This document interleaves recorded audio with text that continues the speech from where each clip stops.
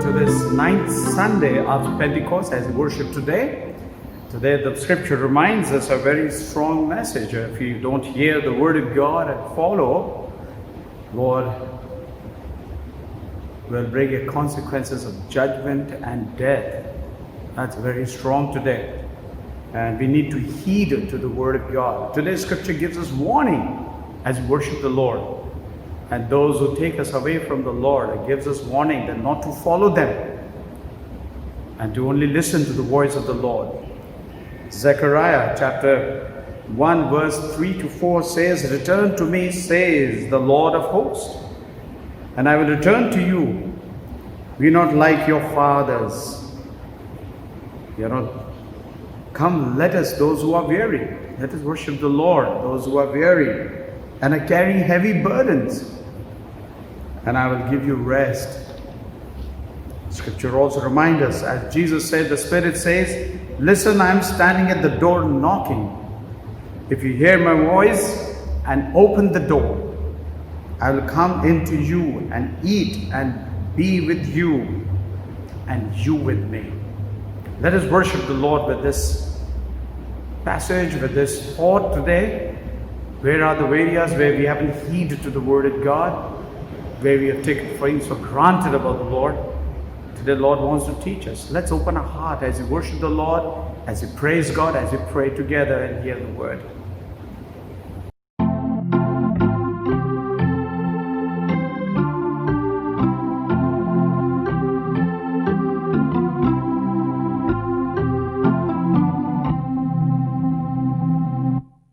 Servants of God, your Master proclaim and publish abroad His wonderful name, the name all victorious of Jesus extol.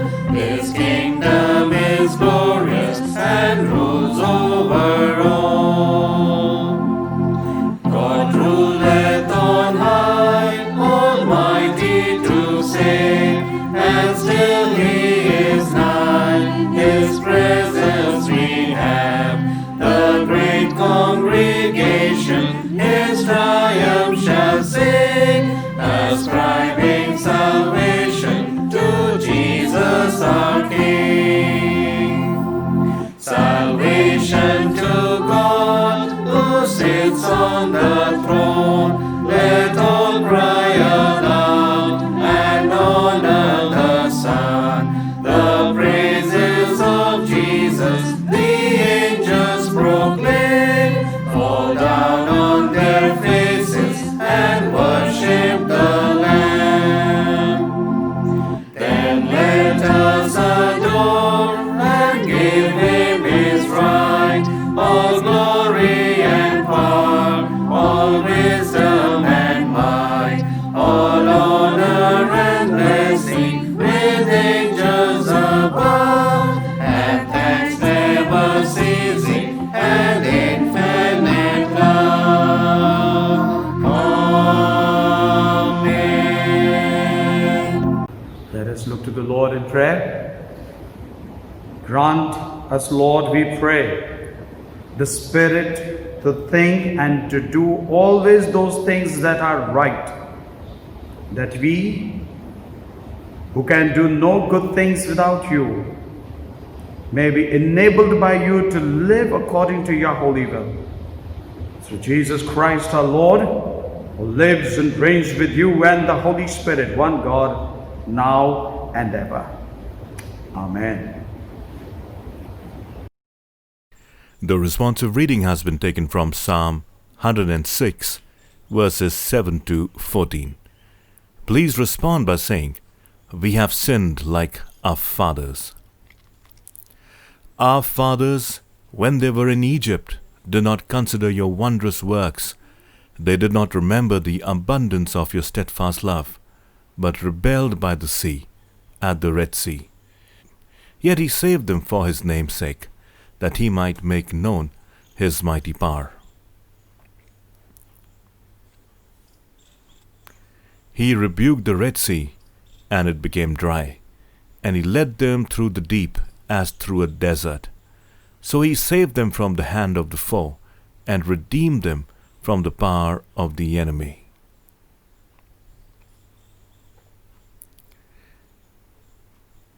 And the waters covered their adversaries, not one of them was left. Then they believed his words. They sang his praise, but they soon forgot his works. They did not wait for his counsel, but they had a wanton craving in the wilderness, and put God on the test in the desert.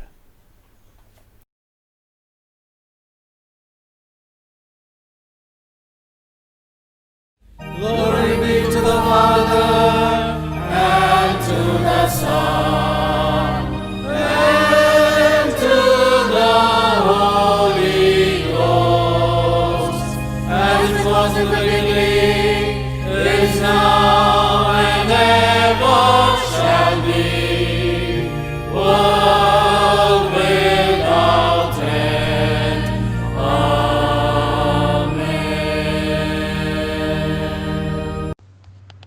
The Old Testament reading is taken from the book of Exodus, chapter 32, verses 1 to 8. Exodus 32, verses 1 to 8, beginning to read from verse 1.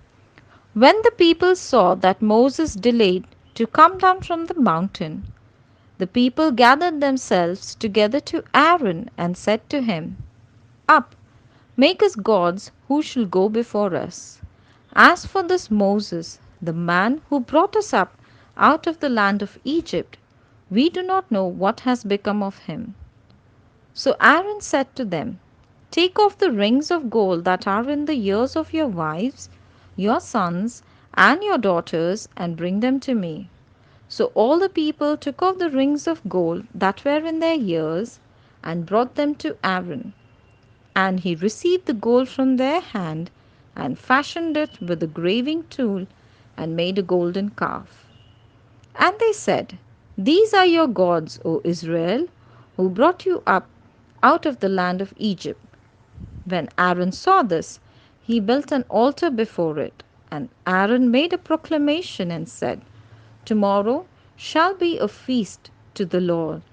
And they rose up early the next day, and offered burnt offerings, and brought peace offerings. And the people sat down to eat and drink, and rose up to play. And the Lord said to Moses, Go down, for your people, whom you brought up out of the land of Egypt, have corrupted themselves. They have turned aside quickly out of the way that I commanded them. They have made themselves a golden calf, and have worshipped it, and sacrificed to it, and said, These are your gods, O Israel, who brought you up out of the land of Egypt. This is the word of God. Please respond by saying, Thanks be to God.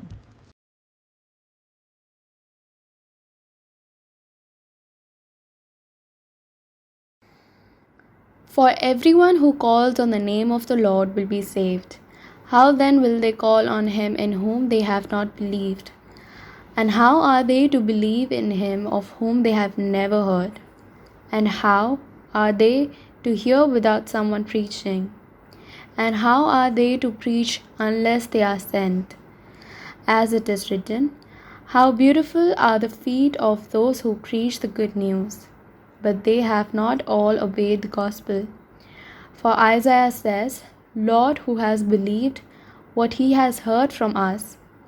So faith comes from hearing, and hearing throughout the word of Christ. But I ask, have they not heard? Indeed they have, for their voice has gone out to all the earth, and their words to the end of the world. But I ask, did Israel not understand? First Moses says, I will make you jealous of those who are not a nation. With a foolish nation I will make you angry. Then Isaiah is so bold as to say, I have been found by those who did not seek me. I have shown myself to those who did not ask for me. But of Israel he says, All day long I have held out my hands to a disobedient and contrary people.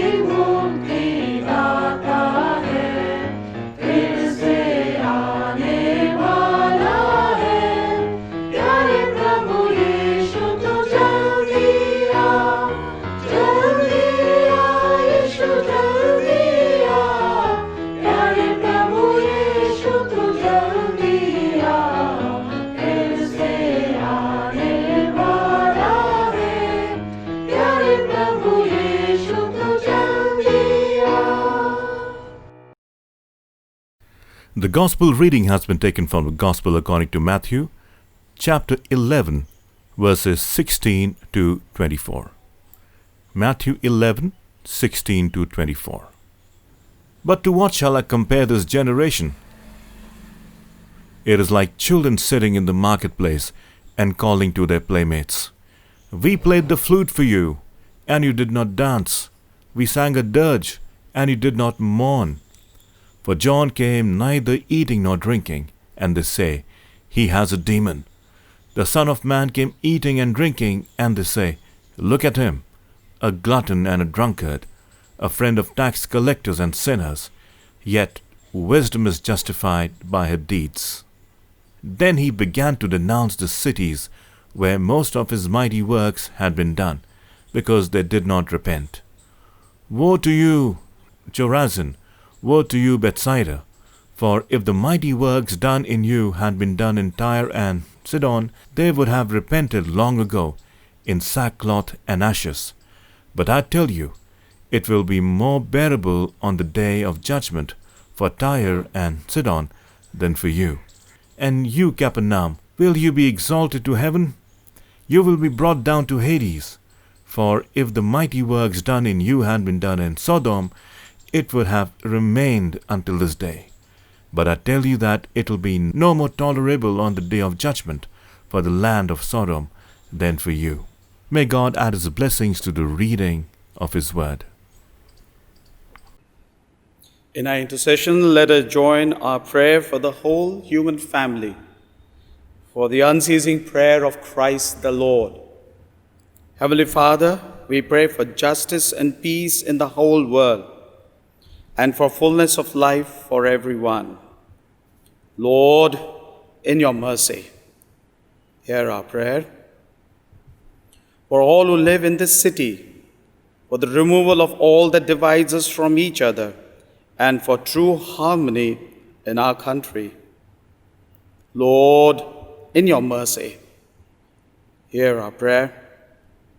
For all engaged in agriculture, industry, and commerce, for all workers, skilled and unskilled, and for all those who defend our country.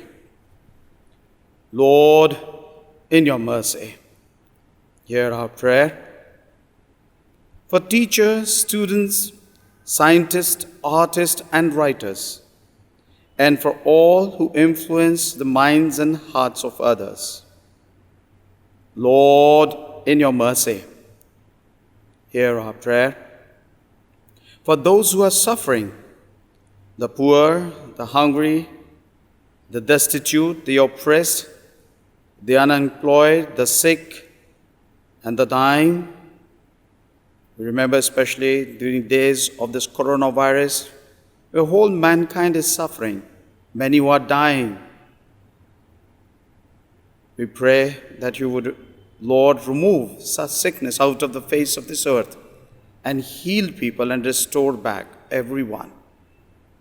And for all who help them, Lord, in your mercy, hear our prayer. For all to whom authority is entrusted in this and other countries, especially for our President, the Prime Minister, the Lieutenant Governor and Chief Minister of this state, and for all who have power over other people.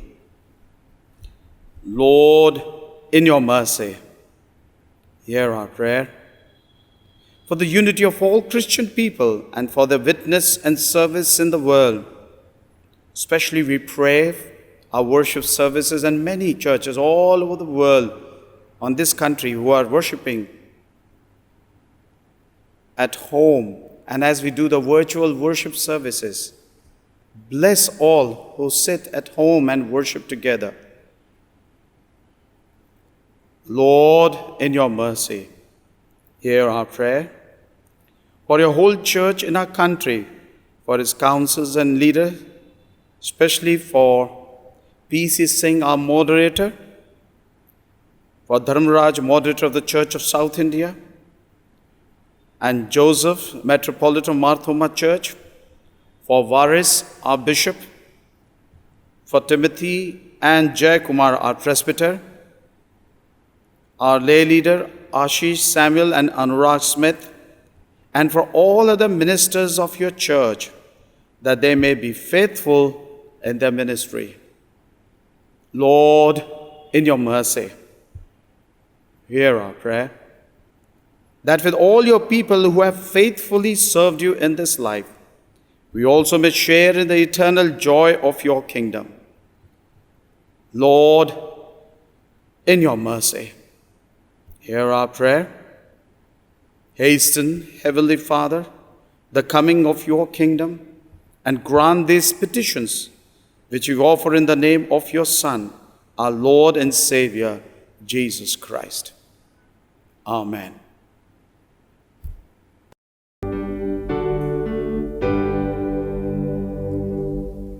Our Father, who art in heaven, hallowed be thy name. Thy kingdom come, thy will be done. Hallowed be thy name. As in heaven, so on earth, hallowed be thy name. Give us this day our daily bread. Hallowed be thy name. And forgive us, Father, all our debts. Hallowed be thy name. As we forgive all our debtors. Hallowed be thy name.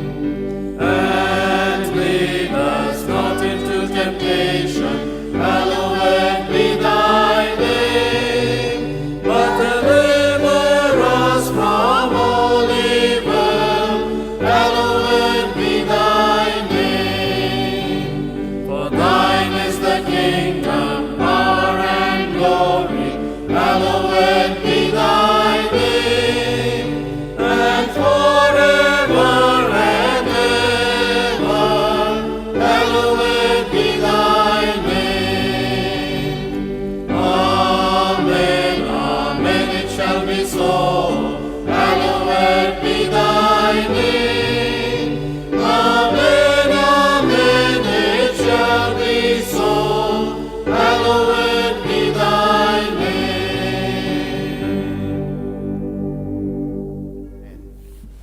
The Lord Jesus said, "The Lord our God is the only Lord, and you shall love the Lord your God with all your heart, with all your soul, with all your mind, and with all your strength." This is the first commandment. And the second is this: love your neighbor as yourself. There is no other commandment greater than these. God so loved the world that he gave his only Son, Jesus Christ, to save us from our sins, to be our advocate in heaven, and to bring us to eternal life. Let us therefore confess our sins in penitence and faith, firmly resolved by God's grace to keep his commandments and to live in love and peace with all people. Let's all say together the prayer of confession. Almighty God, our Heavenly Father, we have sinned against you and against one another in thought and word and deed, in the evil we have done and in the good we have not done, through ignorance, through weakness, through our own deliberate fault. We are truly sorry and repent of all our sins. For the sake of your Son, Jesus Christ, who died for us, forgive us all that is past, and grant that we may serve you in newness of life, to the glory of your name. Amen. Almighty God, who forgive all who forgive one another and truly repent of their sins, have mercy on us, pardon and deliver us from all our sins, confirm and strengthen us in all goodness, and keep us in life eternal, through Jesus Christ our Lord. Amen. Thanks be to God. As this is the prayer confession, and as we pray together, the Bible tells us that we must be in peace with each other and with Lord Jesus Christ. And let us share the peace of the Lord with each other as we worship Him. We are the body of Christ. In the one Spirit we were all baptized into one body. Let us pursue all that makes for peace and builds up our common life. The peace of the Lord may always be with you.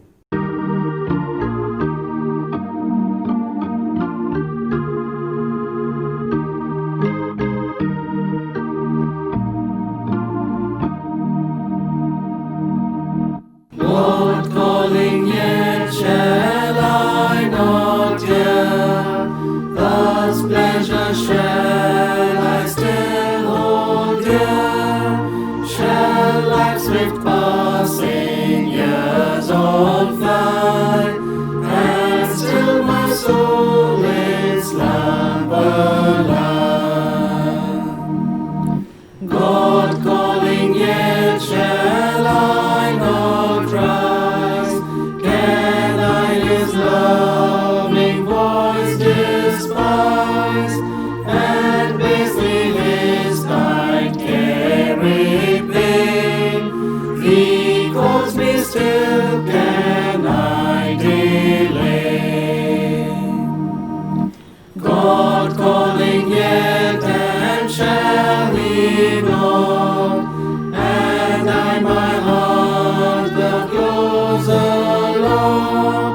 He still is waiting to receive, and shall I dare His Spirit grieve? God calling yet, and shall I hear? No, He but still in bondage live. I wait, but He does not forsake. He calls me still, my heart away. God calling yet, I cannot stay. My heart I yield without delay. May walk farewell from Thee I part. The voice of God hath reached my heart.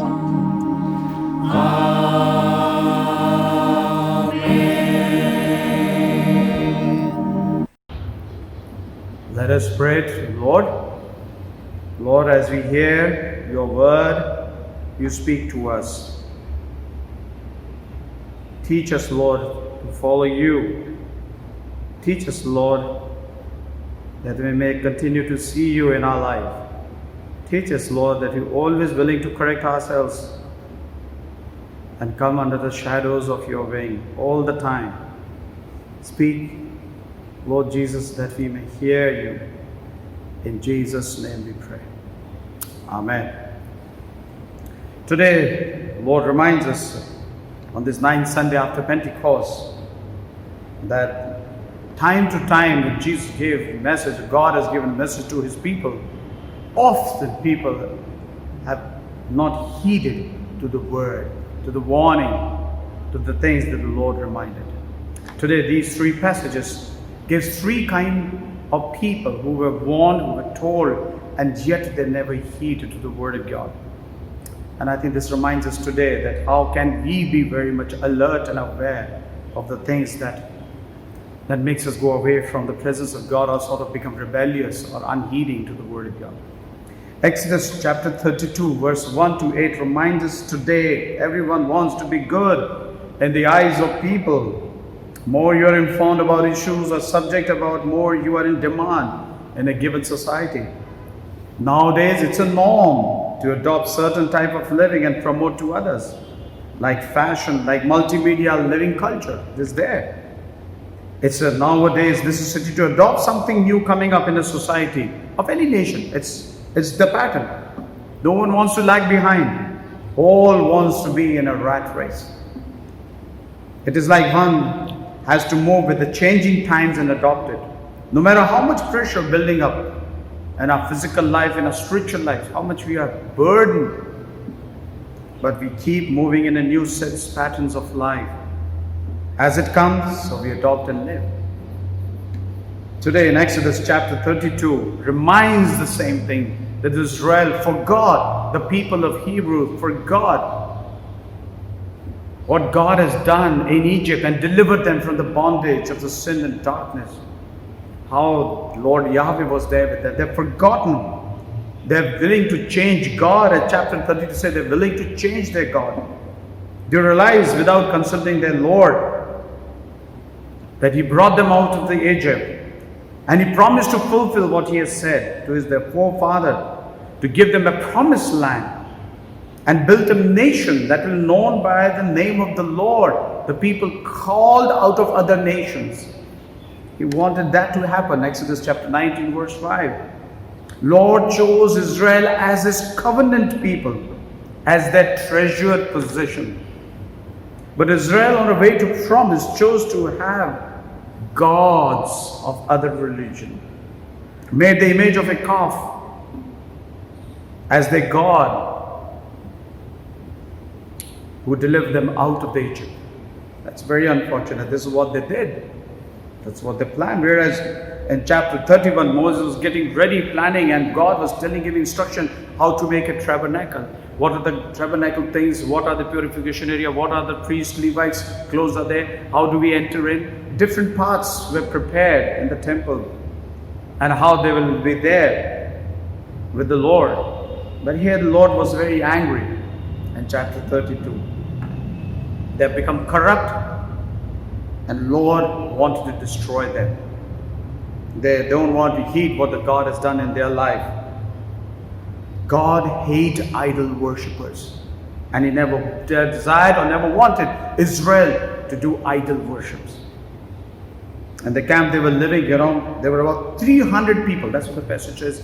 If you read further the chapter 32, verse 8 onward, 300 people died, the people of Israel died. The Levites are called to kill them. And then there was a plague on that camp, and many died of the plague. That day, with His Lord with His own hand, Yahweh, many people of Israel died. Now that's anger of the Lord. He doesn't accept people who don't follow Him and to go on to other gods and can't have the privileges what the God has given to them. The promised land, land of milk and honey. It reminds us today in this changing world, the patterns of life. Let's not forget God's guidance. That's what we learn. Let's not forget our Lord. Let's not forget the Lord wants to teach us. Let's not blindly not go away. Let's be accountable to what's happening. Let's not impose or gratify our own desires to fulfill things in our own lives and then imposing on others that they also do the same thing. Let's not do such kind of thing without the counsel of the Lord, without taking heed of God's voice, without listening to the God's voice. We turn around to Romans chapter 10. The same kind of a warning has been told by in the book of Romans by Paul. Chapter 10 verse 13 to 20. It's also another warning that Paul gives, and he quotes the Old Testament, especially the prophet Isaiah, quite often. He quotes that. He reminds the church in Rome by saying, if the people of God of Israel and Gentile refuse to believe from their heart and confess from their mouth, they will not be saved. It is important that we confess and believe. It's very important. The God of Israel is the same God who's talking to the Gentile and anyone who calls upon that name. In verse 12 it says, the Lord will bless, and verse 13 says, that person will be saved. So Paul emphasizes very important, if you don't hear or not willing to heed to God's words, then there is a great danger. It's a great danger that people don't heed the word of God. And Isaiah, it says, everyone who calls on the name of the Lord will be saved. That's what it says. And he says that if you don't hear the word of God, He's angry with them. He's angry with them. It reminds that Paul emphasizes failure to hear the God's words in verse 19, which means the voice of the Christ has gone to the ends of the earth and people refuse to understand his word. They refuse to do that. He did quote again Deuteronomy chapter 32 verse 21 in verse 19, and the other part suggests that I will make you envious by those who are not nation. I'll make you angry by the nation that has no understanding. Now he's purposely doing it. He's quoting this because his God doesn't like people who disobey, but he will go to the other nations. He will bless them, and by which Israel will be getting jealous about it. Others who do not seek him, and Lord himself will show him and reveal to them who do not even ask for the Lord. He's going to do that to them, Paul says. Paul revealing the anger of the Lord in such a way to Israel that they keep their heart. He's angry because they kept their heart hardened, persistently remaining rebellious and misuse the privileges which the Lord provided time to time to the people of God. And verse 21, all the day long I have held you out my hands to a disobedient and obstinate people. That's the words that he quotes from Isaiah 65 and verse 2. This passage suggests us the privilege to hear the word of God, the people persistently remaining rebellious. God is sharing to you the joy of his presence, the peace and the salvation of his presence. But people went again to be rebellious, persistently insisting to do evil in the eyes of God. Paul reminds us when we hear that, in Isaiah, when he quotes Isaiah chapter 52 verse 7, which he called to all his believers, he just reminded that, how lovely on the mountains are the feet of him who bring good news, who announces peace and brings good news of happiness, who announces salvation and says to Zion, your God reigns.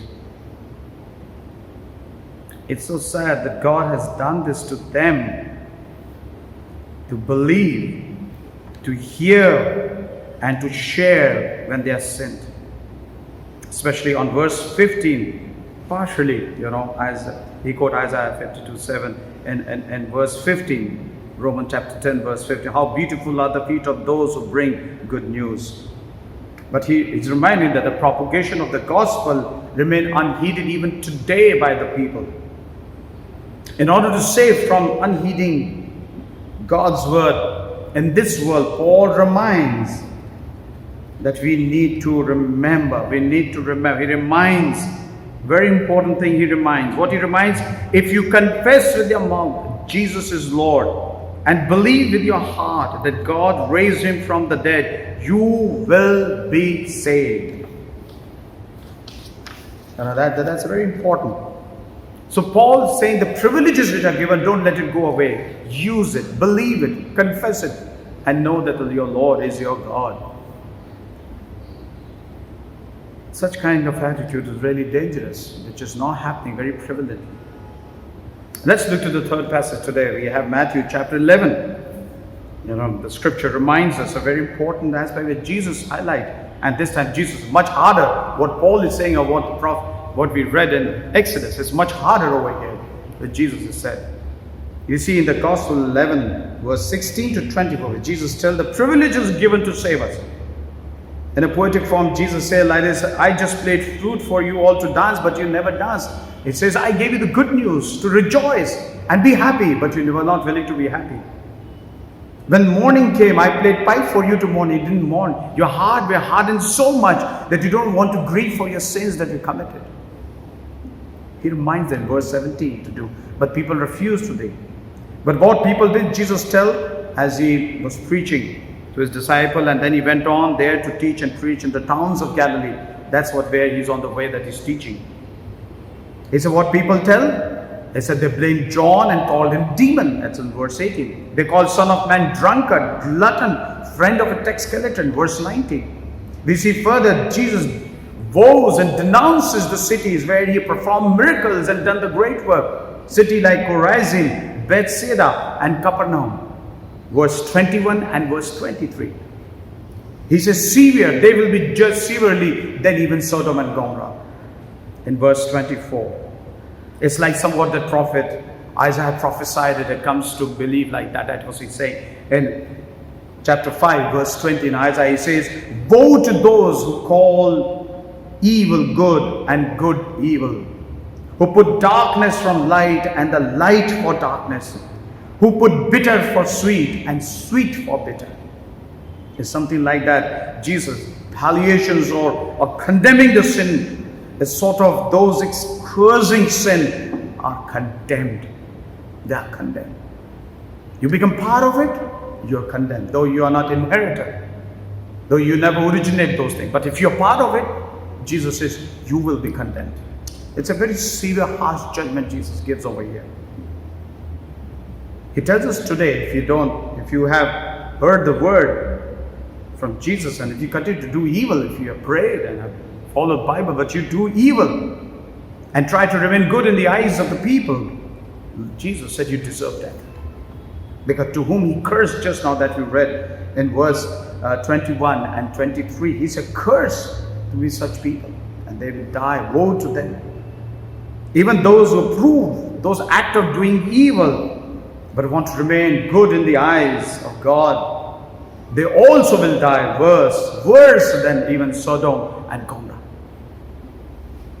Oh, well, when we conclude this all, what do we learn in a very short way? What God is teaching or warning us or sort of telling us today?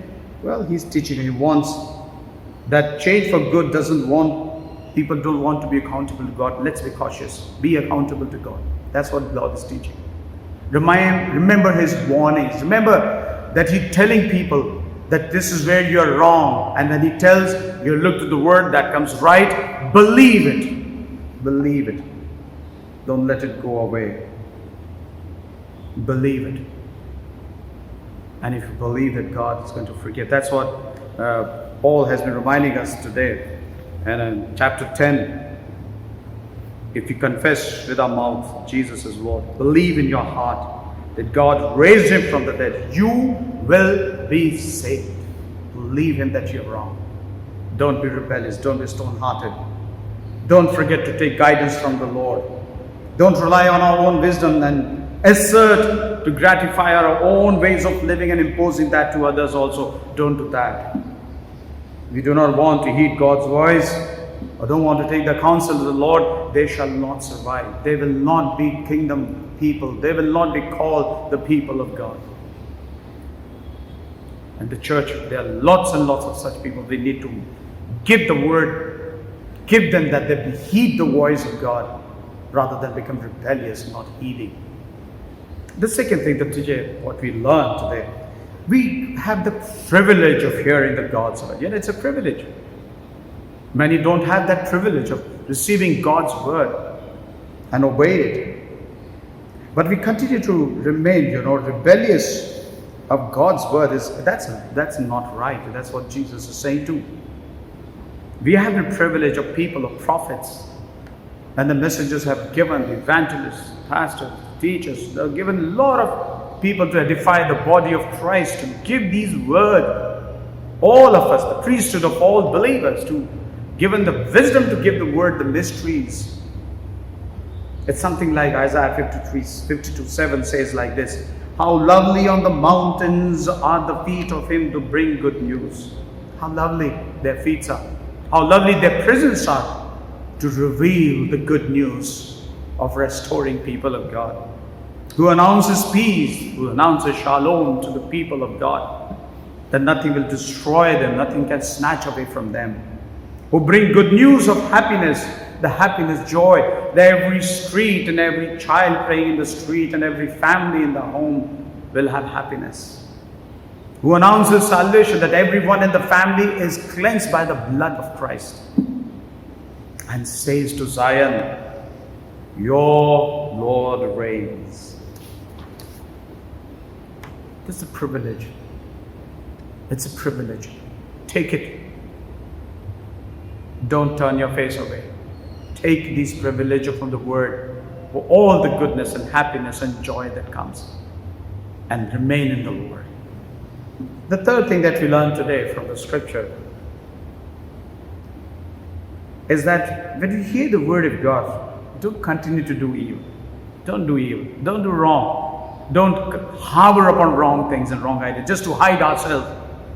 Just to hide our wrongs, so taking others to do wrong. Don't do that. Scripture says when you're wrong, it's wrong. Don't try to become good in the eyes of people.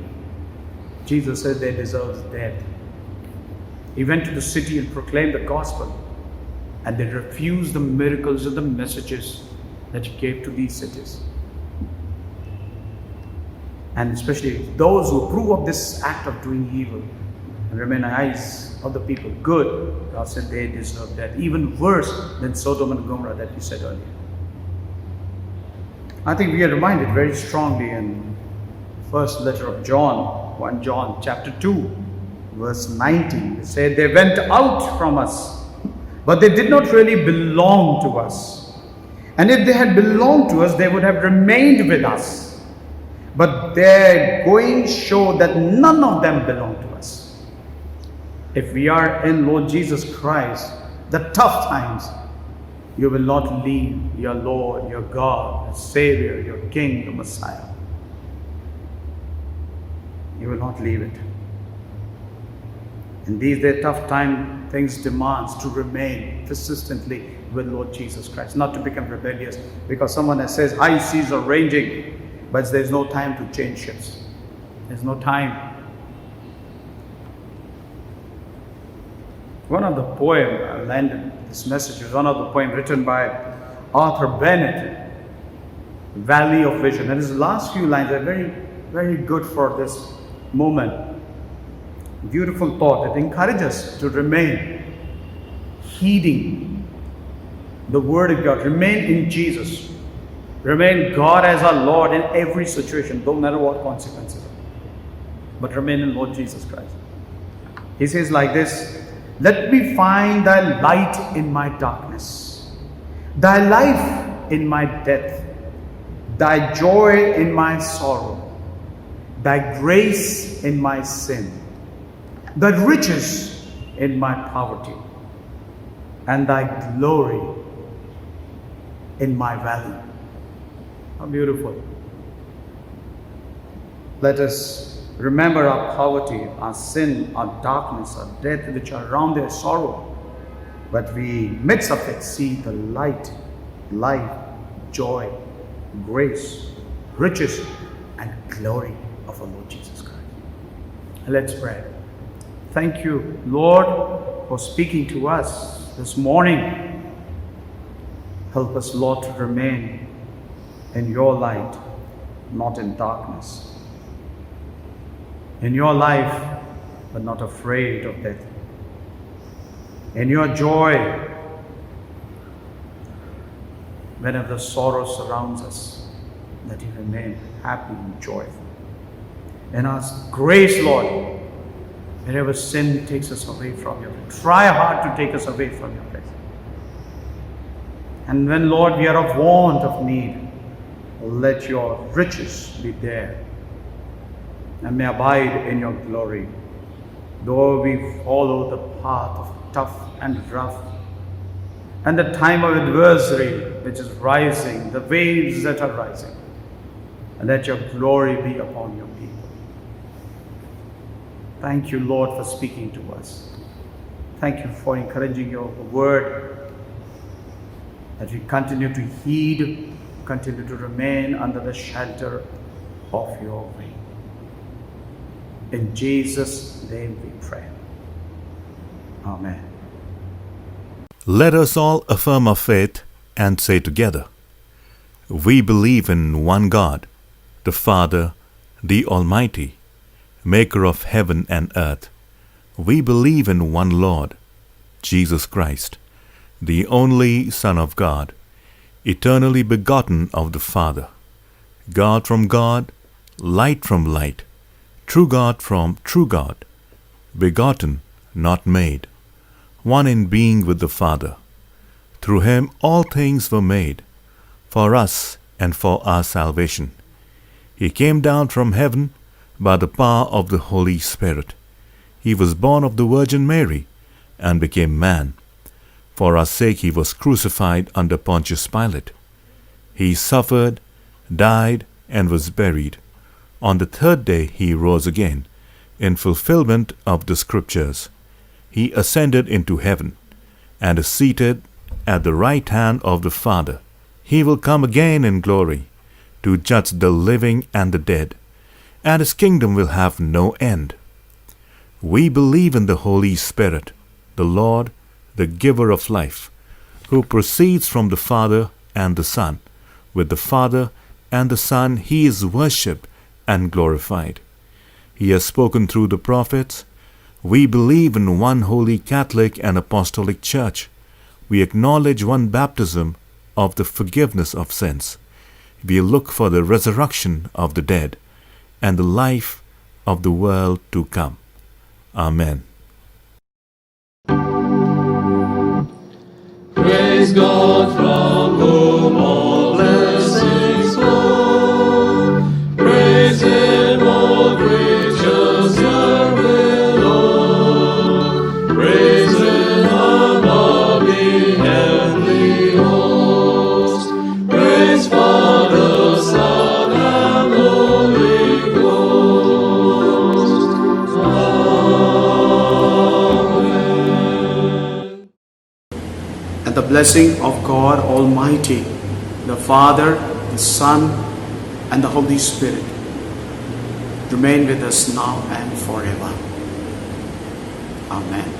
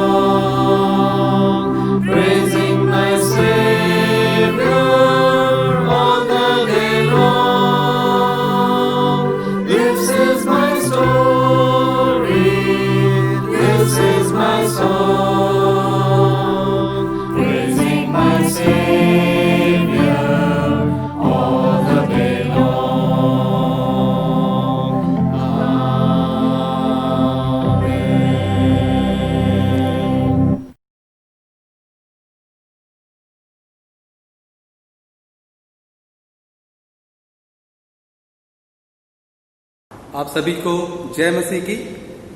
खुदावंद यीशु मसीह के मधुर नाम में आज की सुबह की आराधना में मैं आप सभी का स्वागत करता हूं। और आज पवित्र आत्मा के अवतरण पर्व के पश्चात का आज नवा रविवार है और आज की सुबह हमारे लिए मनन चिंतन करने का विषय है कि परमेश्वर का संदेश सुनाने वालों पर लोग प्राय ध्यान नहीं देते। और आज परमेश्वर का वचन हमसे ये कहता है कि एक दूसरे पर कृपालु और करुणामय हो, और जैसे परमेश्वर ने मसीह में तुम्हारे अपराध क्षमा किए वैसे ही तुम भी एक दूसरे के अपराध क्षमा करो।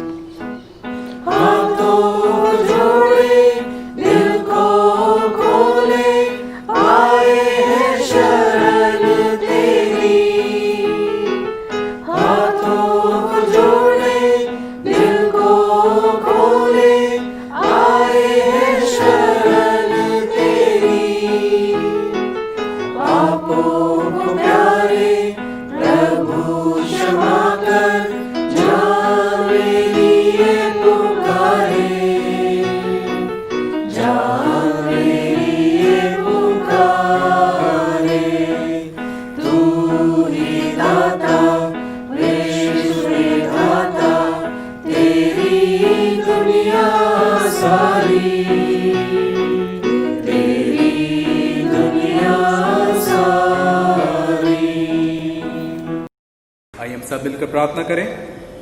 सर्वशक्तिमान परमेश्वर, आपके सम्मुख सबके हृदय खुले हैं, आप सबकी अभिलाषाओं को जानते हैं और आपसे कोई बेछिपा नहीं है। अपने पवित्र आत्मा की प्रेरणा से हमारे हृदय के विचारों को शुद्ध कीजिए ताकि हम आपसे पूर्ण रूप से प्रेम करें और योग्य रीति से आपके पवित्र नाम की स्तुति करें, हमारे प्रभु यीशु मसीह के द्वारा, आमीन। स्वर्ग में परमेश्वर की महिमा और पृथ्वी पर उसके लोगों को शांति।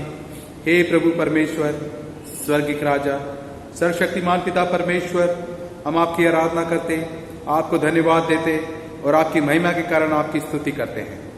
हे प्रभु यीशु मसीह, परमेश्वर पिता के इकलौते पुत्र, हे प्रभु परमेश्वर, हे परमेश्वर के मेमने, आप जगत का पाप उठा ले जाते हैं, हम पर दया कीजिए।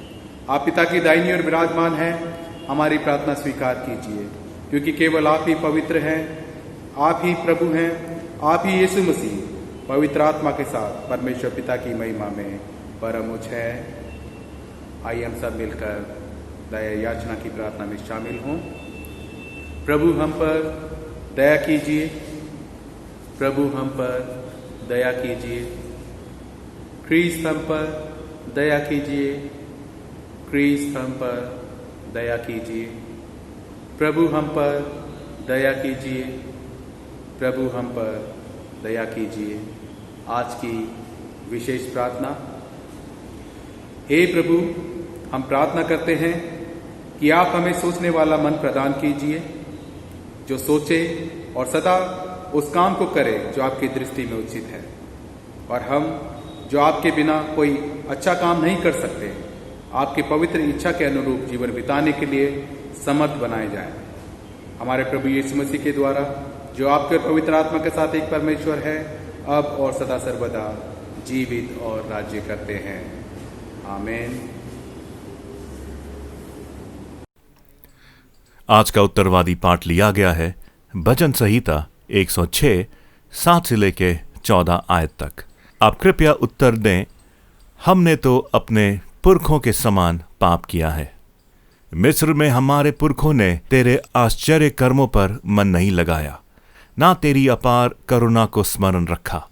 उन्होंने समुद्र के किनारे अर्थात लाल समुद्र के किनारे बलवा दिया। तो भी उसने अपने नाम के निमित्त उनका उद्धार किया, जिससे वह अपने पराक्रम को प्रकट करें। तब उसने लाल समुद्र को घुड़का और वह सूख गया, और वह उन्हें गहरे जल के बीच से मानो जंगल में से निकाल ले गया।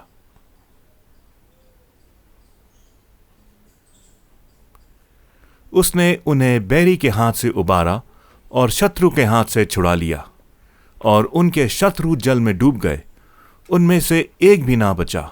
तब उन्होंने उसके वचनों का विश्वास किया और उसकी स्तुति गाने लगे। परंतु वे झट उसके कामों को भूल गए और उसकी युक्तियों के लिए ना ठहरे। उन्होंने जंगल में अति लालसा की और निर्जल स्थान में परमेश्वर की परीक्षा की।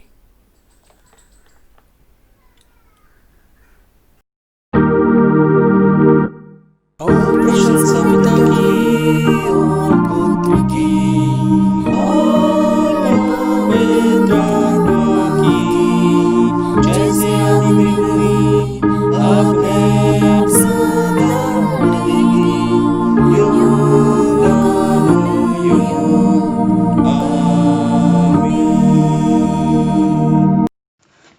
बाइबल का पहला पाठ लिया गया है निर्गमन 32 1 से 8 पद। निर्गमन 32 1 से 8 पद।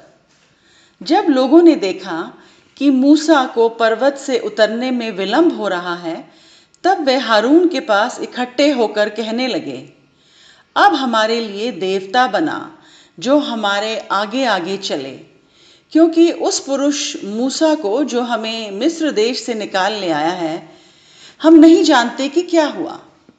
हारून ने उनसे कहा, तुम्हारी स्त्रियां और बेटे बेटियों के कानों में सोने की जो बालियां हैं, उन्हें उतारो और मेरे पास ले आओ। तब सब लोगों ने उनके कानों से सोने की बालियों को उतारा और हारून के पास ले आए। हारून ने उन्हें उनके हाथ से लिया और एक बछड़ा ढालकर बनाया और टाकी से गड़ा। तब लोग कहने लगे, हे इज़राइल, तेरा ईश्वर जो तुझे मिस्र देश से छुड़ा लाया है, वह यही है। यह देखकर हारून ने उसके आगे एक वेदी बनवाई और ये प्रचार किया, कल यहोवा के लिए पर्व होगा। और दूसरे दिन लोगों ने भोर को उठकर होम बलि चढ़ाए और मेल बलि से ले आए, फिर बैठकर खाया पिया और उठकर खेलने लगे। तब यहोवा ने मूसा से कहा, नीचे उतर जा, क्योंकि तेरी प्रजा के लोग जिन्हें तू मिस्र देश से निकाल ले आया है वे बिगड़ गए हैं, और जिस मार्ग पर चलने की आज्ञा मैंने उनको दी थी उसको झटपट छोड़कर उन्होंने एक बछड़ा ढाल कर बना लिया। फिर उसको दंडवत किया और उसके लिए बलिदान भी चढ़ाया और ये कहा है, हे इज़राइलियों, तुम्हारा ईश्वर जो तुम्हें मिस्र देश से छुड़ा ले आया है वह यही है। परमेश्वर अपने वचन के पढ़े और सुने जाने पर अपनी आशीष दे। आमीन। मैं आपके सामने पढ़ूंगी पौलुस का खत रोमियो के नाम, उसका 10वां अध्याय 13 से लेकर के 21 पद तक। यहाँ इस प्रकार लिखा है, क्योंकि जो कोई प्रभु का नाम लेगा वह उद्धार पाएगा।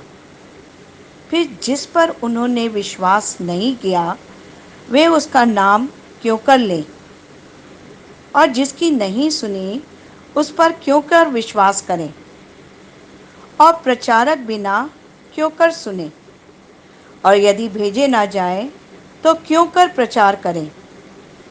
जैसा लिखा है कि उनके पांव क्या ही सुहावने हैं जो अच्छी बातों का सुसमाचार सुनाते हैं, परंतु सब ने उस सुसमाचार पर कान ना लगाया। यशाया कहता है कि हे प्रभु, किसने हमारे समाचार की प्रतीति की। सो विश्वास सुनने से और सुनना मसीह के वचन से होता है। परंतु मैं कहता हूँ, क्या उन्होंने नहीं सुना? सुना तो सही, क्योंकि लिखा है कि उनके स्वर सारी पृथ्वी पर और उनके वचन जगत की छोर तक पहुँच गए। फिर मैं कहता हूँ, क्या इस्राएली नहीं जानते थे? पहले तो मूसा कहता है कि मैं उनके द्वारा जो जाति नहीं तुम्हारे मन में जलन उपजाऊंगा, मैं एक मूढ़ जाति के द्वारा तुम्हें रिस दिलाऊंगा। फिर यशाया बड़े हियाव के साथ कहता है कि जो मुझे नहीं ढूंढते थे उन्होंने मुझे पा लिया, और जो मुझे पूछते भी ना थे उन पर मैं प्रकट हो गया। परंतु इस्राएल के विषय में वह यह कहता है कि मैं सारे दिन अपने हाथ एक आज्ञा ना मानने वाली और विवाद करने वाली प्रजा की ओर पसारे रहा। परमेश्वर अपने वचन के पढ़े जाने और सुने जाने पर आशीष दे। आमीन।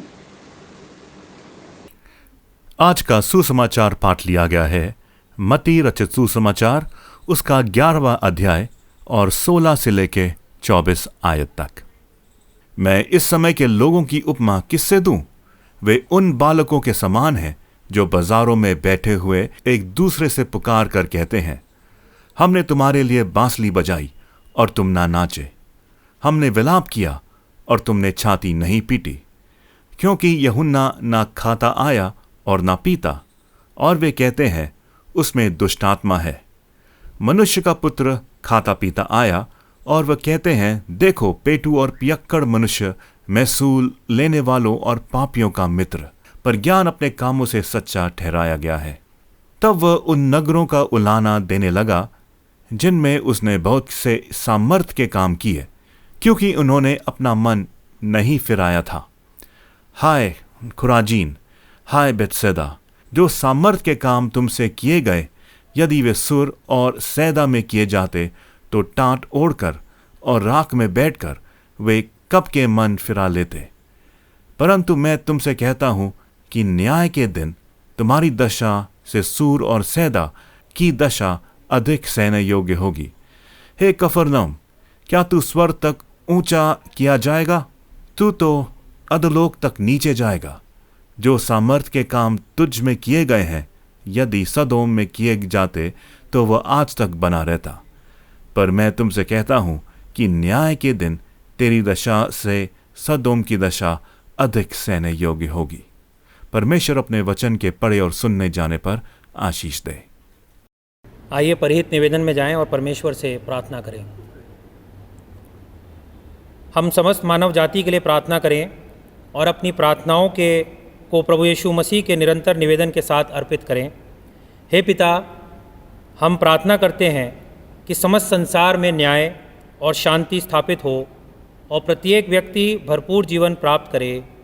हे दयावान प्रभु, उन सब लोगों के लिए जो इस गांव नगर में रहते हैं, उन सब बातों को दूर करने के लिए जिनसे आपसी फूट और झगड़े होते हैं, और हमारे देश में सच्ची एकता की बढ़ती के लिए हे दयावान प्रभु, उन सब लोगों के लिए जो कृषि, उद्योग अथवा व्यापार में लगे हुए हैं, सब मज़दूरों और कारीगरों के लिए, और उन सब के लिए जो हमारे देश की रक्षा करते हैं, हे दयावान प्रभु, अध्यापकों और छात्रों, वैज्ञानिकों, लेखकों और कलाकारों, और उन सब व्यक्तियों के लिए जो अन्य लोगों के विचारों और भावनाओं को प्रभावित करते हैं, हे दयावान प्रभु, उन सब लोगों के लिए जो दुखी हैं, बेरोज़गार हैं, भूखे प्यासे हैं, दरिद्र और दलित हैं, बीमार और मरणासन हैं, और उन सब व्यक्तियों के लिए जो ऐसे लोगों की सेवा और सहायता करते हैं, हे दयावान प्रभु, हमारे तथा अन्य देशों के सब शासकों के लिए, विशेषकर हमारे राष्ट्रपति, प्रधानमंत्री, इस राज्य के राज्यपाल और मुख्यमंत्री, और उनके लिए भी जो लोगों पर किसी प्रकार का अधिकार रखते हैं, हे दयावान प्रभु, संपूर्ण मसीही समाज की एकता और मेल मिलाप के लिए और समस्त संसार में उनकी गवाही और सेवा कार्य के लिए, हे दयावान प्रभु, भारत में आपकी समस्त कलीसिया के लिए, उसके परिषदों तथा अगुवे, विशेषकर हमारे प्रमुख धर्माचार्य पीसी सिंह, दक्षिण भारत की कलीसिया के प्रमुख धर्माचार्य श्री धर्माराज, और मार्थोमा कलीसिया के मेट्रोपॉलिटन श्री जोसेफ, हमारे धर्माचार्य वारिस मसीह, हमारे पुरोहित टिमोथी शॉ, पादरी जय कुमार, और हमारे ले रीडर आशीष अनुराग, और आपकी कलीसिया के सब अन्य धर्म सेवकों के लिए कि वे सच्चाई और लगन से आपकी सेवा करें। हे दयावान प्रभु, यह वर दे कि आपके उन सब भक्तों के साथ जिन्होंने अपने जीवन में सच्चाई से आपकी सेवा की है, हम भी आपके राज्य के शाश्वत आनंद में संभागी हो सकें। हे दयावान प्रभु, आइए एक साथ बोलें, हे स्वर्गीय पिता, अपने राज्य को शीघ्र प्रकट कीजिए और हमारी इन प्रार्थनाओं को सुनिए। हम आपके पुत्र, अपने प्रभु और उद्धारकर्ता यीशु मसीह के नाम से यह मांगते हैं, आमीन।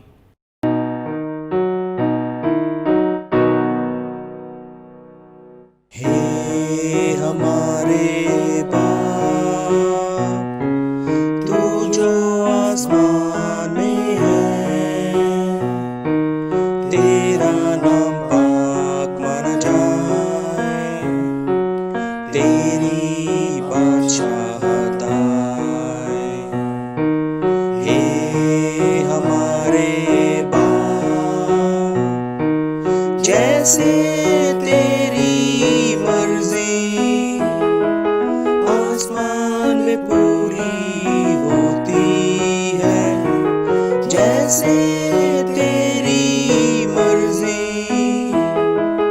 आसमान में पूरी होती है, वैसे तेरी मर्जी जगत में पूरी हो जाए। हे हमारे बाप, रोज की रोटी हमारी आज हमको दे दे, रोज की रोटी हमारी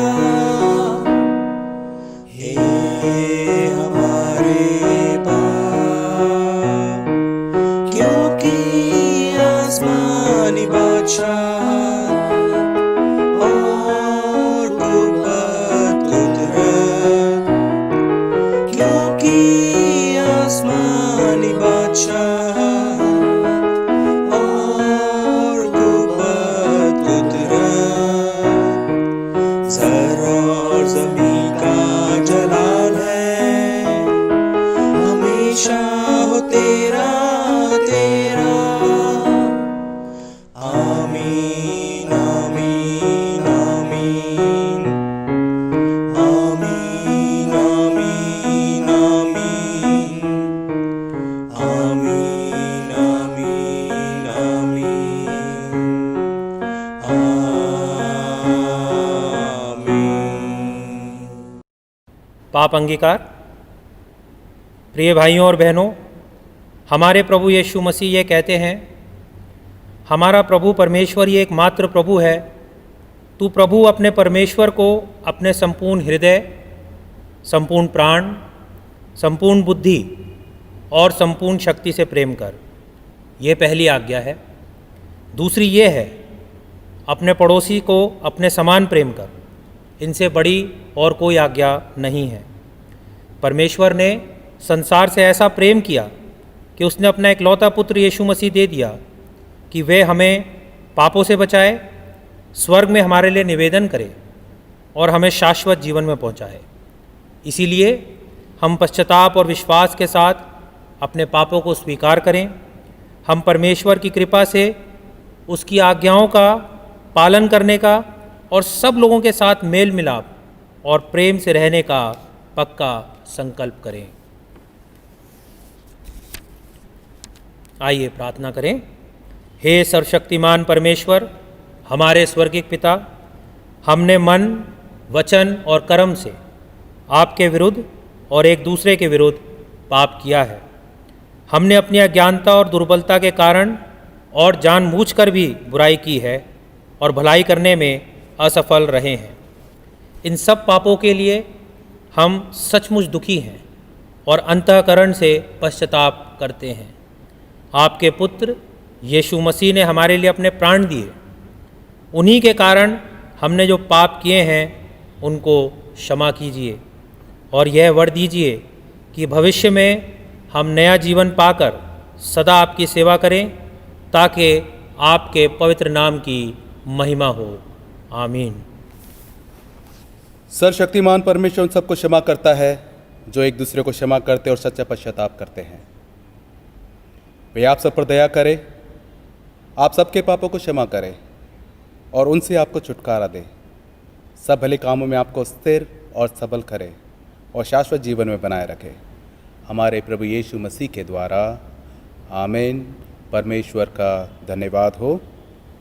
आइए हम शांति अभिवादन के लिए हम लोग जाएंगे।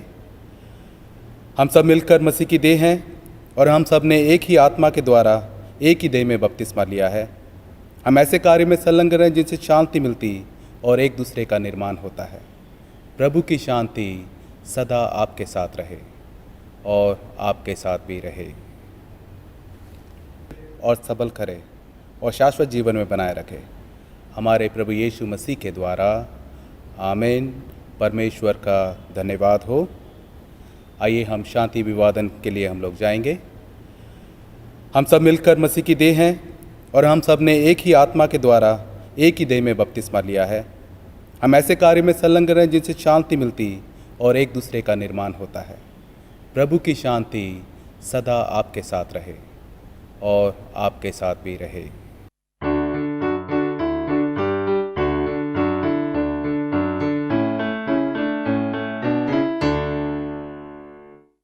यीशु का नाम है सारी ज़मीन पर, जिससे सब पापे उतार।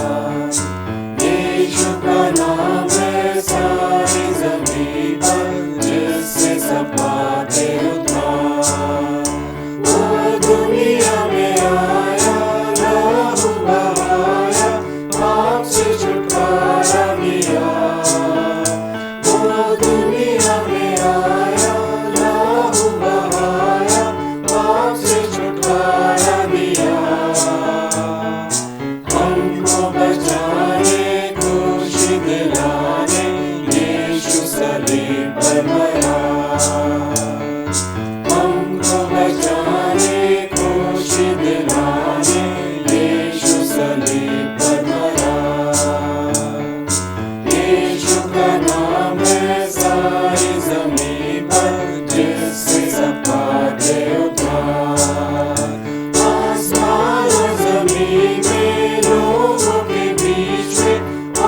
दूसरा नाम नहीं है।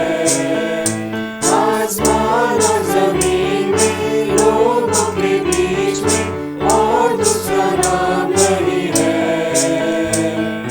यीशु का नाम है सारी जमीन पर, जिससे सब पाते उद्धार। यीशु का नाम है सारी जमीन पर, जिससे सब पाते उद्धार। आइए हम परमेश्वर के वचन में मन चिंतन करने के लिए जाएं। आइए हम प्रार्थना करें।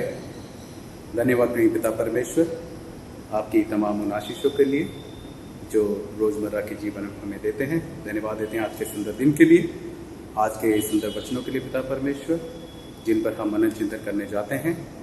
आप अपनी उपस्थिति हमारे बीच में दीजिए प्रभु जी, ताकि हम पिता परमेश्वर इस वचन से जो भी कुछ सीखते हैं, समझते हैं, उसको प्रभु जी अपने जीवनों में ग्रहण कर सकें और उसके अनुसार ही अपने जीवन को व्यतीत कर सकें। हर एक जन को तेरे हाथ में सौंप देते हैं। प्रार्थना खुदा यीशु मसीह के नाम से मांगते हैं, आमीन। मसीह में मेरे प्यारे भाई और बहनों, आज प्रभु का वचन जो हमसे कहता है और जिसमें आज हमारा मनन चिंतन करने का विषय है कि परमेश्वर का संदेश सुनाने वाले पर लोग प्राय ध्यान नहीं देते हैं, क्योंकि हम लोग जानते हैं कि परमेश्वर के वचन को सुनाने वाले जितने भी लोग आए, कुछ लोगों ने उसके वचनों पर ध्यान दिया और कुछ लोगों ने वचनों पर ध्यान नहीं दिया। जैसा हम आज के संदेश में हम लोग देखते हैं कि यहाँ पर हम लोग यूहन्ना बपतिस्मा दाता और खुदावंद यीशु मसीह के विषय में हम लोग पाते हैं, जिसमें दोनों ने ही परमेश्वर के वचन का प्रचार लोगों के बीच में किया। लेकिन कुछ लोगों ने उनके संदेश को ग्रहण किया और कुछ लोगों ने उसे ग्रहण नहीं किया, क्योंकि हम लोग देखते हैं कि यूहन्ना बपतिस्मा दाता उनमें से एक भविष्यद्वक्ता था, जिनके संदेश पर या उनकी बातों पर लोगों ने ध्यान नहीं दिया, जिसमें उसने प्रभु यीशु मसीह के विषय में उसने प्रचार किया था कि मेरे बाद जो आने वाला है वह मुझसे भी अधिक शक्तिशाली होगा और मैं तो इस योग्य भी नहीं हूं कि मैं झुककर उसके जूते के बंध को खोल सकूं, क्योंकि मैं तो तुम्हें जल से बपतिस्मा देता हूं, लेकिन मेरे बाद जो आने वाला है वह तुम्हें पवित्र आत्मा से बपतिस्मा देगा। और यूहन्ना ने लोगों को पाप क्षमा के लिए और मन फिराव के लिए प्रचार किया, ताकि लोग इसी को ग्रहण करने के लिए अपने मन को तैयार कर सकें। और यूहन्ना बपतिस्मा दाता ने प्रभु यीशु मसीह के विषय में उस जगह पर जहाँ पर प्रचार किया था, वहाँ पर सभी प्रकार के लोग वहाँ पर मौजूद थे, छोटे बड़े, अमीर या गरीब, और वो प्रचार सभी के लिए था। यूहन्ना ने प्रभु यीशु की पवित्रता और उसकी सामर्थ का प्रचार उन लोगों के बीच में किया, ताकि लोग प्रभु यीशु को अपने सच्चे दिल से ग्रहण कर सकें। परंतु अधिकतर लोगों ने उसे ग्रहण नहीं किया और ना ही उसके संदेश पर ध्यान दिया, जिसमें यहूदी अगुवे, महापुरोहित, फरीसी, सदुकी आदि सभी शामिल थे, जो अधिकतर अपने जीवन के अंदर दिखावा करते थे और उनका जीवन पाखंड से भरा हुआ था। इसलिए वे अपने आप को बाहर से तो धर्मी दिखाते थे, परंतु वे अंदर से बिल्कुल भी वैसे नहीं थे, क्योंकि वे सिर्फ अपने होठों से तो परमेश्वर का आदर करते थे, परंतु अपने हृदय से नहीं।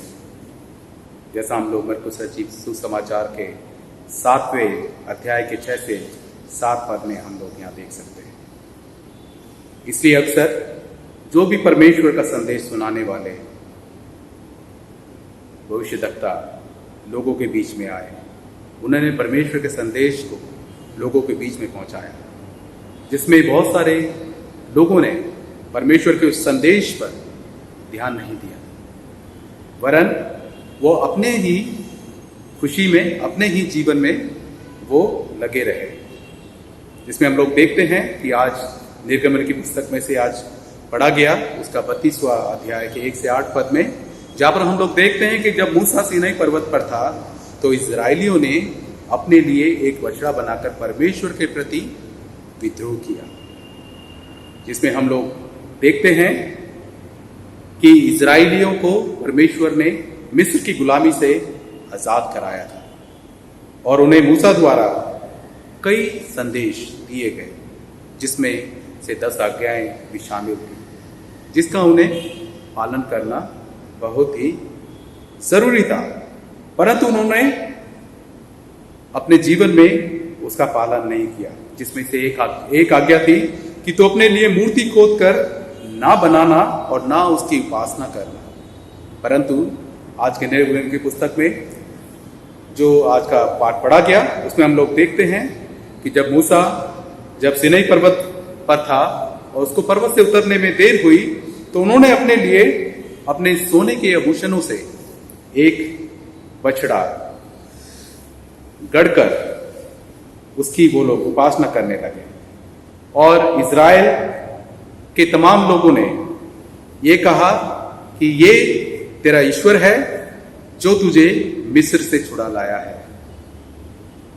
और उसके लिए उन्होंने होम बलि और मेल बलि चढ़ाई और उस परमेश्वर को भूल चुके थे जो उन्हें मिस्र की गुलामी से आजाद कराकर लाया था। इस पर परमेश्वर ने नाराज होकर मूसा से कहा कि देख, जिन्हें तू मिस्र देश से निकाल कर लाया था वो बिगड़ गए और जिस मार्ग पर चलने की मैंने उन्हें आज्ञा दी थी उसको वो भूल कर मूर्ति पूजा करने लगे और दंडवत करने लगे हैं, बलिदान चढ़ाने लगे हैं और कहने लगे हैं कि तुम्हारा ईश्वर जो मिस्र से छुड़ा लाया था ये वही है। कई बार हम लोगों के जीवन में भी कई बार ऐसी ही समस्याएं आ जाती हैं। कई बार हम लोग अपनी खुशी में ईश्वर को हम लोग भूल जाते हैं, लेकिन जब हमारे ऊपर जब दुख आता है तो हम लोग ईश्वर को अपने जीवन में याद करते हैं। अर्थात हम लोग कई बार ईश्वर के उस संदेश को हम लोग अपने जीवन में अपनाते नहीं हैं, ग्रहण नहीं करते हैं, जबकि परमेश्वर का वचन हमारे लिए हमेशा मौजूद है। और परमेश्वर का वचन जब हम लोग पढ़ते हैं तो परमेश्वर अपने वचन के द्वारा हमसे बात करता है। और जब हम लोग प्रार्थना करते हैं तो हम लोग प्रार्थना के द्वारा परमेश्वर से बात करते हैं। लेकिन यहाँ पर ध्यान देने वाली बात यह है कि उस समय जब परमेश्वर ने अपने संदेश को और अपनी आज्ञाओं को मूसा द्वारा इजरायली लोगों तक पहुंचाया था, परंतु उन लोगों ने परमेश्वर के संदेश को, उनकी आज्ञाओं को ना मानकर अपने लिए सोने का बछड़ा बनाकर परमेश्वर के प्रति उन्होंने विद्रोह किया। उन्होंने मूर्ति पूजा की जिसको परमेश्वर ने करने के लिए मना किया था। ठीक उसी प्रकार यूहन्ना बपतिस्मा दाता एक महान भविष्यद्वक्ता के समान थे, जिन्होंने परमेश्वर के संदेश के विषय में लोगों को भविष्यवाणी करी कि वह यूहन्ना एक सच्चा भविष्यद्वक्ता था जो मसीह का मार्ग तैयार करने के लिए इस दुनिया में आया था। वो उस दूत के समान था जिसने लोगों तक परमेश्वर का संदेश पहुंचाया कि मन फिराओ, क्योंकि परमेश्वर का राज्य निकट है। इसलिए वह लोगों को अपनी जीवन शैली को बदलने के लिए आह्वान करता है। और लोगों ने यूहन्ना बपतिस्मा दाता की बातों पर ध्यान नहीं दिया, परंतु प्रभु यीशु ने यूहन्ना बपतिस्मा दाता के विषय में कहा कि मैं तुमसे सच कहता हूं कि जो स्त्रियों से जन्मे हैं उनमें से यूहन्ना बपतिस्मा दाता से बड़ा कोई भी नहीं हुआ, परंतु स्वर्ग के राज्य में जो छोटे से छोटा है वह उससे बड़ा है। और यूहन्ना तक सारे भविष्यद्वक्ता जो भविष्यवाणी करते रहे हैं, चाहे मानो एलिया जो आने वाला था वही ये है, जिसके सुनने के कान हो वो सुन ले। हम लोग रोज, हम लोग अपने घरों में भी हम लोग परमेश्वर के वचन को हम लोग पढ़ते हैं, सुनते हैं। हम लोग हर संडे परमेश्वर के वचन को सुनते हैं, पढ़ते हैं, लेकिन हम लोग सुन के उसको दूसरे कान से हम लोग निकाल देते हैं। जबकि हमको परमेश्वर के वचन को सुनकर उसको अपने हृदय में उसको ग्रहण करना चाहिए और उसी के अनुसार अपने जीवन को हमें व्यतीत करना चाहिए। लेकिन आज के वचन के अनुसार प्रभु यीशु ने खुद पर और यूहन्ना बपतिस्मा दाता के लिए लोगों द्वारा की गई नकारात्मक बातों की ओर हमारा ध्यान इंगित किया है, जिसमें हम लोग देखते हैं कि यूहन्ना बपतिस्मा दाता और प्रभु यीशु दोनों ने लोगों के बीच में प्रचार किया कि मन फिराओ क्योंकि स्वर्ग का राज्य निकट है। जिसमें हम लोग मत्ती उसका 3:1-2 में यदि हम लोग देखते हैं तो वहां लिखा है कि उन दिनों में यूहन्ना बपतिस्मा देने वाला आकर यहूदियों के जंगल में प्रचार करने लगा, मन फिराओ क्योंकि स्वर्ग का राज्य निकट आ गया है। और हम लोग मरकुस उसके 14 से 15 में हम लोग देखते हैं तो वहां लिखा है कि यूहन्ना के पकड़वाए जाने के बाद यीशु ने गलील में आकर परमेश्वर के राज्य का सुसमाचार प्रचार किया और कहा, समय पूरा हुआ है और परमेश्वर का राज्य निकट आ गया है। मन फिराओ और सुसमाचार पर विश्वास करो। क्या हम लोग परमेश्वर के सुसमाचार पर विश्वास करते हैं? हमें इस बारे में सोचने की और समझने की हमें बहुत ही ज्यादा जरूरत है। अपने जीवन में हमें अपने आप का मूल्यांकन करने की जरूरत है, क्योंकि जहां पर प्रभु यीशु मसीह लोगों को संदेश देने में विश्वास करते थे, वही यूहन्ना बपतिस्मा दाता लोगों को पापों से पश्चाताप करने के लिए उन्हें प्रोत्साहित करता था। परंतु हम इतिहास में पाते हैं कि बहुत कम लोग ऐसे थे जो सुनते और पश्चाताप करते थे। आज हमारे चर्चों की स्थिति भी यही है, जिसमें लोग अपने जीवन को नियंत्रण करना नहीं चाहते हैं, अपने जीवन से पश्चाताप करना नहीं चाहते हैं, यानी कि हम अपने आप को बदलना नहीं चाहते हैं। इसलिए जब कभी कोई हमारे लिए परमेश्वर का वचन पढ़ता है या उस पर मनन चिंतन करता है, तो हमें ये याद रखना चाहिए कि वह हमारे लिए दिया गया परमेश्वर का संदेश है। और यदि हम अपने जीवन में परमेश्वर के संदेश को या उसके वचनों को हम लोग अस्वीकार करते हैं, तो हम लोग परमेश्वर को अपने जीवन में अस्वीकार करते हैं। यदि हम परमेश्वर से अच्छे संबंध बनाए रखना चाहते हैं, तो हमारे लिए जरूरी होगा कि हमें परमेश्वर के वचनों पर विश्वास करना होगा। हमें अपने जीवन में अपने गुनाहों से, अपने बुरे कार्यों से हमें पश्चाताप करना होगा और जीवन में परिवर्तन हमें लाना होगा, क्योंकि परमेश्वर का वचन हमें जीवन जीना सिखाता है। लेकिन वचन में प्रभु यीशु मसीह उस समय की पीढ़ी के लोगों के नकारात्मक रवैये और व्यवहार के विषय में बात करते हैं। वह कहते हैं कि मैं तुम्हारी उपमा किससे करूं, क्योंकि तुम उन बालकों के समान हो जो बाजारों में बैठे हुए एक दूसरे को पुकार कर कहते हैं कि हमने तुम्हारे लिए बांसुरी बजाई और तुम नाचे नहीं, हमने विलाप किया और तुमने छाती नहीं पीटी।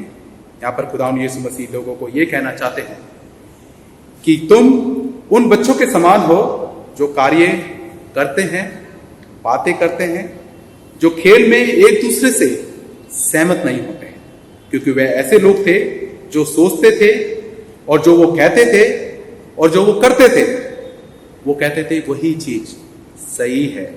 यानी कि चित भी अपना, पट भी अपना।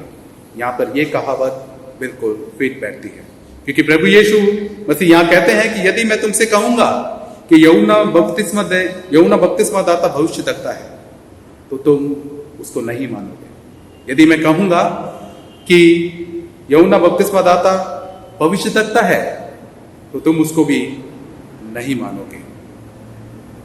यदि मैं तुम्हारे लिए बांसुरी बजाऊंगा, तो तुम नाचोगे नहीं। मैं विलाप करूंगा तो तुम छाती नहीं पीटोगे, और जब मैं बांसुरी नहीं बजाऊंगा तो तुम नाचोगे, और जब मैं विलाप नहीं करूंगा तो तुम छाती पीटोगे। अर्थात यहां पर कहने का मतलब है कि चित भी अपना, पट भी अपना, क्योंकि जो वो कह रहे हैं वो उस चीज को सही मान रहे हैं। परंतु यूहन्ना बपतिस्मा दाता की वो आलोचना करते हैं, और यूहन्ना कहते हैं कि यूहन्ना ना कुछ खाता है और ना कुछ पीता था। वह दुनियावी, क्योंकि वह दुनियावी सुख और आराम को त्याग कर जंगल में रहता था, जंगली कंदमूल खाता था, टिड्डियां और शहद उसका भोजन थे, और वह सादा जीवन जीता था और तपस्वी के रूप में वो आया था। लेकिन तुम लोगों ने उसके लिए कहा कि उसमें दुष्ट आत्मा है, और लोगों ने यूहन्ना के वचनों को अस्वीकार कर दिया, वरन यूहन्ना की उन्होंने निंदा की। और मनुष्य के पुत्र के लिए तुम कहते हो कि वह खाता है, पीता है, देखो वो पेटू और पियक्कड़ है। जबकि खुदावंद यीशु मसीह कहते हैं कि मैं स्वतंत्र रूप से सबसे मिलता जुलता हूं, और मैं भी, फिर भी तुम मुझे दोषी ठहराते हो, क्योंकि मैं पापी हूं और मैसूर लेने वाले मेरे मित्र हैं। जबकि वास्तविकता यह है कि खुदावंद यीशु मसीह ऐसे ही पापी लोगों को बचाने के लिए आए थे। उसमें हम लोग भी शामिल हैं, क्योंकि हम लोग अपने जीवन में रोज गुनाह करते हैं और हम लोग अपने जीवन में पश्चाताप नहीं करते हैं। जरूरत है हमें अपने जीवन से पश्चाताप करने की, अपने गुनाहों को मानने की, अपनी गलतियों को मानने की, क्योंकि खुदावंद जो है कि हमें माफ करने के लिए हमेशा तैयार खड़ा है। वो हमें जरूर माफ करेगा। यहाँ पर यूहन्ना बपतिस्मादाता उन लोगों को कहता है कि तुम पश्चाताप करो और मन फिराओ, और खुदावंद यीशु मसीह के बीच में रहते हुए उनके मन को परिवर्तन करने की कोशिश करते हैं। परंतु वे उन बच्चों के समान थे जो किसी भी बात पर सहमत नहीं थे। उन्होंने परमेश्वर के वचन को अपने जीवन में स्वीकार नहीं किया। क्या हमारे जीवन भी ऐसे हैं? क्या हम भी परमेश्वर के वचनों को अपने जीवन में स्वीकार नहीं करते हैं? जरूरत है हमें परमेश्वर के वचनों को स्वीकार करने की, क्योंकि परमेश्वर का वचन हमसे, परमेश्वर अपने वचनों के द्वारा हमसे बात करता है। परंतु वहीं दूसरी ओर ज्ञान अपने कार्यों से सच्चा ठहराया गया है। जबकि अनेक लोगों ने यूहन्ना और प्रभु यीशु का अपमान किया, फिर भी उनके कार्यों ने उन्हें सच्चा ठहराया, और प्रभु यीशु मसीह पर विश्वास करने वाले व्यक्तियों ने उद्धार प्राप्त किया, क्योंकि यूहन्ना बपतिस्मादाता और खुदावंद यीशु मसीह की शिक्षाएं सच्ची थी। और फिर हम लोग देखते हैं मत्ती रचित सुसमाचार उसका 11:20-24 में कि प्रभु यीशु मसीह उन सब विश्वासियों के लिए जिन्होंने प्रभु यीशु पर, उनके कार्यों पर जो अद्भुत थे, विश्वास नहीं किया, उनके लिए खुदावंद यीशु मसीह ने कहा, हाय उन नगरों पर जिन्होंने पश्चाताप नहीं किया।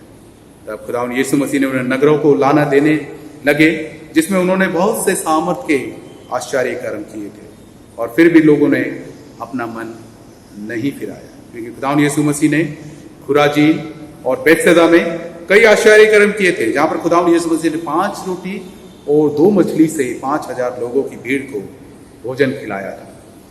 फिर भी उन्हों का मन परिवर्तन नहीं हुआ, और ना ही उन्होंने अपने पापों से पश्चाताप किया। खुदावंद यीशु मसीह कहते हैं कि यही सामर्थ के काम यदि वो सूर और सैदा में करते तो उन नगरों के लोग टाट ओढ़कर राख में बैठकर कब का अपना मन फिरा लेते, क्योंकि सूर और सैदा अन्य जातियों के 2 बड़े नगर थे जो अपने वैभव और दुष्टता के लिए जाने जाते थे। इसलिए खुदावंद यीशु मसीह कहते हैं कि जो कोई प्रभु यीशु की बातों को अस्वीकार करेगा, पश्चाताप नहीं करेगा, न्याय के दिन उनकी दशा भी सूर और सैदा से अधिक सहने योग्य होगी, क्योंकि पश्चाताप से इनकार करना पाप है। फिर खुदावंद यीशु मसीह कफरनहूम के विषय में कहते हैं कि जो गलील सागर के उत्तरी तट में स्थित था, जो खुदावंद यीशु मसीह का अपना नगर था, कि हे कफरनहूम क्या तू स्वर्ग तक ऊंचा किया जाएगा, क्योंकि ये एक घमंडी लोगों का नगर था जो अपने आप को ऊंचा और सबसे अच्छा समझते थे। वो ऐसे लोग थे जो खुदावंद यीशु मसीह से कहते थे कि वह सभी, खुदावंद यीशु मसीह इन लोगों के विषय में कहते थे कि इन सभी लोगों को जो घमंडी है उनको बाहर निकाला जाएगा, क्योंकि उन्होंने मसीह को स्वीकार नहीं किया है। इसलिए उन्हें सदोम के लोगों की अपेक्षा अधिक दंड दिया जाएगा, क्योंकि परमेश्वर ने सदोम के लोगों को उनकी दुष्टता के कारण उन्हें नष्ट कर दिया था। और अंतिम न्याय के दिन कफरनहूम को जो उससे भी अधिक क्रूर दंड दिया जाएगा, यदि उन्होंने उस सुसमाचार को सुनकर ग्रहण नहीं किया जो खुदावंद यीशु मसीह ने सुनाया था। इसलिए खुदावंद यीशु मसीह कहते हैं जिसके सुनने के कान हो वो सुन ले। और खुदावंद यीशु मसीह आज हमसे यही कहना चाहते हैं कि हम उसकी ओर मुड़ें और बुराई को त्याग कर हम सच्चे मन से पश्चाताप करें। क्योंकि यदि देखा जाए तो आज हमारे बीच में बहुत से ऐसे लोग हैं जो हमें अच्छे कार्यों की गिनती अपने जीवन में रखते हैं कि उन्होंने कितने अच्छे कार्य किए हैं, लेकिन उनका जीवन सफल तभी होगा जब वो अपने जीवन में अच्छे कार्य करेंगे। लेकिन सच बात यह है कि हमारे जीवन में एक भी बुराई हमारे सारे अच्छे कामों को नष्ट कर देती है। क्योंकि जीवन की सुंदरता गलत कार्यों को त्याग कर जीने में है। क्योंकि एक भी गलत कार्य हमारे सभी अच्छे कार्यों को नष्ट कर देता है, हमारे जीवन की सुंदरता को नष्ट कर देता है, उसमें वो धब्बा लगा देता है। जैसे सफ़ेद कपड़े पर जरा सा काला रंग का धब्बा लग जाता है और वो उसकी सुंदरता को वो खराब कर देता है, वैसे ही हमारे अच्छे कार्य की सूची में यदि कोई बुरा कार्य जुड़ जाता है तो वो भी हमारे जीवन में इस प्रकार का धब्बा लग जाता है। और ऐसी स्थिति से ऊपर उठना ही जीवन है। इसलिए हमारे लिए आवश्यक है कि हम छोटी से छोटी बातों पर विशेष ध्यान दें ताकि हम ऐसे कामों से बचे रहें जो हमारे विश्वास और चरित्र को नुकसान पहुंचाते हैं। इसलिए आइए हम सब परमेश्वर से प्रार्थना करें कि परमेश्वर हमें पवित्र आत्मा की वो सामर्थ्य प्रदान करे ताकि हम अपना जीवन परमेश्वर के वचनों के अनुसार जिए, ताकि हम परमेश्वर के संदेश को ना केवल सुनने वाले हों वरन उसके अनुसार अपने जीवन को व्यतीत करने वाले भी हों। अतः परमेश्वर हमें ऐसा मन दे ताकि हम सदा उस काम को करें जो परमेश्वर की दृष्टि में उचित है। खुदा आप सबको बहुतायत की आशीष दे। आमीन।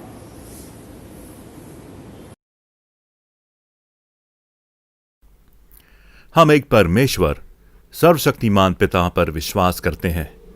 वह स्वर्ग और पृथ्वी का और समस्त दृश्य एवं अदृश्य वस्तुओं का करता है। हम एक प्रभु यीशु मसीह ख्रीस्त पर विश्वास करते हैं।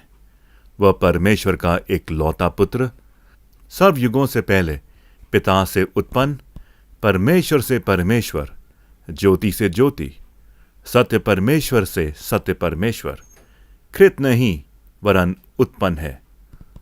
उनका और पिता का तत्व एक है। उन्हीं के द्वारा सब वस्तुएं बनी। हम मनुष्य के लिए और हमारे उद्धार के निमित्त वह स्वर्ग से उतर आए। पवित्र आत्मा के सामर्थ्य से वह कुमारी मरियम से जन्मे और मनुष्य बने। पिन्तियुस पिलातुस के शासन में वह हमारे लिए क्रूस पर चढ़ाए गए। उन्होंने दुख भोगा, वह मरे और गाड़े गए। पवित्र शास्त्र के कथन के अनुसार वे तीसरे दिन जी उठे। वह स्वर्ग पर चढ़ गए और पिता की दाहिनी ओर विराजमान हुए।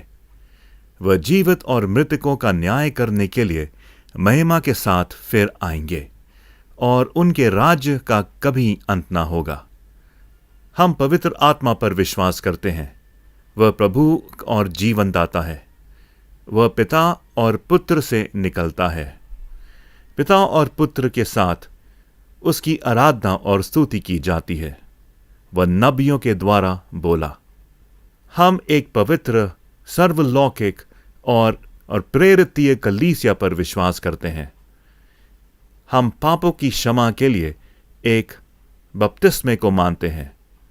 हम मृतकों के पुनरुत्थान की और आने वाले युग के जीवन की प्रतीक्षा करते हैं। आमीन।